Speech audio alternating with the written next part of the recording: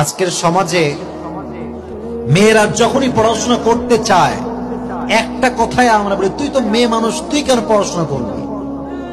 আছে না, আছে না, আছে না? এটা একটা ফালতু লজিক ছাড়া কথা, এর কোনো লজিক নাই। একজন মেয়ে যদি সে শিক্ষিতা হয়, ডাক্তারনি হয়, তাহলে আমাদের মতো হুজুরদের বউদের সতীত্ব নষ্ট হবে না, সম্মান রক্ষা হবে। ঠিক কিনা বলেন? মনে করেন আপনার ওয়াইফ প্রেগন্যান্ট, গর্ভবতী, আপনার নারীকে যখন আপনি নিয়ে যাবেন ডাক্তারখানায়, আপনার বউকে দেখবেন যে পুরুষ দিয়ে ভরা। ডাক্তার যে আপনার বউকে চেক আপ করবে, he is man, he is male, পুরুষ। আচ্ছা, আপনি একজন আলেম মানুষ, হুজুর মানুষ, আপনি কি চাইবেন যে আপনার হুজুরকে কোনো পরপুরুষ ডাক্তার দেখুক? আসতে কেন জয় বলেন, দেখবে চাইবেন? চাইবেন?